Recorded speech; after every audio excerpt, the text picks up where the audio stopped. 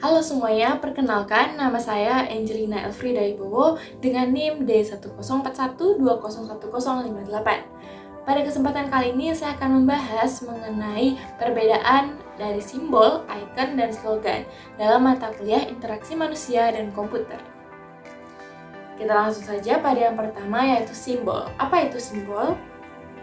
Simbol merupakan sebuah gambar yang disederhanakan dan mengandung asosiasi terhadap suatu objek yang tidak harus berhubungan langsung, baik secara fisik maupun karena kehadirannya dalam waktu tertentu. Simbol ini bersifat operator dan punya nilai yang fungsional. Kata-kata seringkali dibuat dalam simbol, sehingga apabila melihat simbol, maka dapat dengan mudah kita memahami konteksnya. Manusia seringkali mampu memahami suatu konsep tanpa harus melihat langsung dan mengalaminya. Nah, berikut ini adalah contoh bentuk representasi dari simbol. Terdapat beberapa contoh simbol di sini, yaitu ada dilarang berhenti, dilarang masuk, dilarang parkir, dan lain sebagainya. Nah, dengan adanya simbol ini, kita saat melihat langsung, kita tahu bahwa kita diharapkan mengetahui bahwa ketika ada simbol lingkaran dengan tanda S dicoret itu menandakan atau mempunyai arti dilarang berhenti. Begitu juga dengan tanda lingkaran merah dan di tengahnya ada garis putih itu artinya dilarang masuk. Nah, seperti itulah simbol dibuat agar saat kita melihat ini tidak langsung memahami dan mengerti dari konteks si simbol itu sendiri. Nah, simbol-simbol ini dapat kita lihat juga atau ketemui di beberapa tempat umum. Selanjutnya yang kedua adalah icon. Apa itu icon? Icon adalah bentuk yang paling sederhana karena ia hanya pola yang menampilkan kembali objek yang ditandainya sebagaimana bentuk fisik objek itu sendiri. Nah, icon cenderung hanya menyederhanakan bentuk tetapi mencoba menampilkan bagian yang paling esensial dari bentuk tersebut. Berikut adalah contoh bentuk representasi dari icon. Di sini terdapat gambar panah, kemudian ada juga pesawat, ada juga gembok, ada orang di sini, kemudian ada gunting.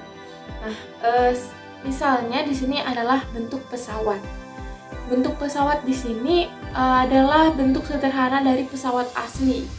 Dan bentuk esensial dari pesawat itu, kita tahu bahwa pesawat adalah punya sayap, di kiri kanannya dua, kemudian ada ekornya di sini. Maka ini adalah bentuk sederhananya dari pesawat si asli dan kita akan mengetahui bahwa ini adalah icon dari si pesawat. Begitu juga dengan gambar gembok di sini. Nah, gambar gembok di sini itu digambarkan dengan bentuk sederhana dari gembok yang kita ketahui, bentuk nyatanya gembok. Nah, disinilah dibuat secara sederhananya. Sehingga ketika melihat si icon ini kita mengetahui simbol ini adalah gembok yang biasanya berkaitan dengan keamanan.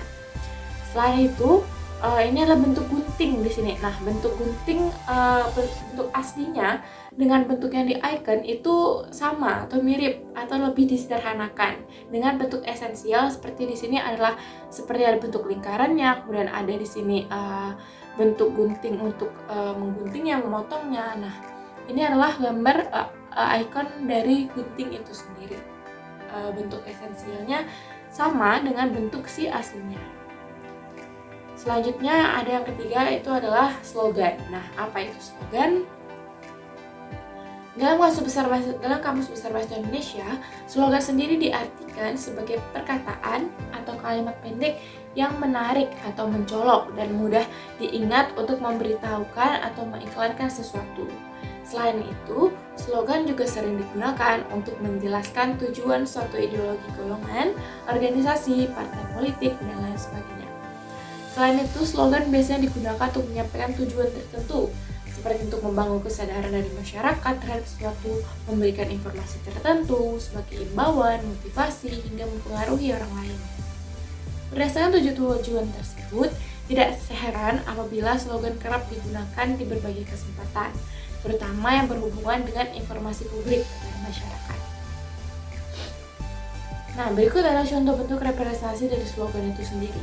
Yang pertama, harta tak menghasilkan ilmu, tetapi ilmu pasti menghasilkan harta.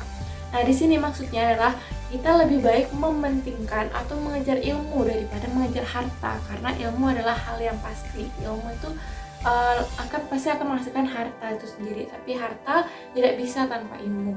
Harta tidak akan menghasilkan ilmu apabila ilmu itu tidak ada. Jadi lebih utamakanlah ilmu daripada harta. Yang kedua, tak ada yang lebih mahal dari kesehatan. Nah, ini untuk menghimbau masyarakat untuk lebih menjaga kesehatannya, dan karena mereka menganggap kesehatan itu adalah hal yang penting, karena kesehatan itu adalah hal yang mahal. Yang ketiga, di balik tubuh yang sehat ada lingkungan yang bersih. Nah, di sini juga menghimbau masyarakat untuk menjaga lingkungannya tetap bersih. Nah, karena lingkungan yang bersih akan berpengaruh pada kesehatan kita juga. Dengan lingkungan yang bersih, tentu kita akan sehat dan terhindar dari penyakit. Yang keempat, yaitu yakini bahwa gagal adalah jalan menuju sukses. Nah, ini sebuah motivasi untuk kita bahwa jangan takut akan gagal, dan gagal itu bukanlah hal yang buruk. Karena untuk mencapai kesuksesan itu sendiri, kita harus melalui suatu kegagalan itu, dan kegagalan adalah proses untuk meraih kesuksesan. Jadi jangan takut untuk gagal, dan juga karena sukses itu adalah jalan untuk kita berhasil. Nah, yang kelima adalah masa depanmu ada di tanganmu. Nah, ini mungkin biasa ditujukan kepada para mahasiswa pelajar yang sedang belajar gitu ya. Nah, masa depan itu ada di tangan kita sendiri, bukan di tangan orang lain. Jadi bagaimana kita mengatur, bersikap dalam merancang masa depan, itulah rancangan masa depan kita nantinya. Dan bagaimana kita bersikap juga, ini adalah suatu semangat atau motivasi untuk para pelajar atau mahasiswa untuk menjaga baik-baik masa depan yang akan kita bangun nantinya. Nah, sekian pembahasan saya mengenai apa itu icon, simbol, dan slogan. Semoga penjelasan dapat dipahami dan bermanfaat. Mohon maaf apabila ada salah kata, baik yang disengaja maupun tidak. Sekian dan terima kasih.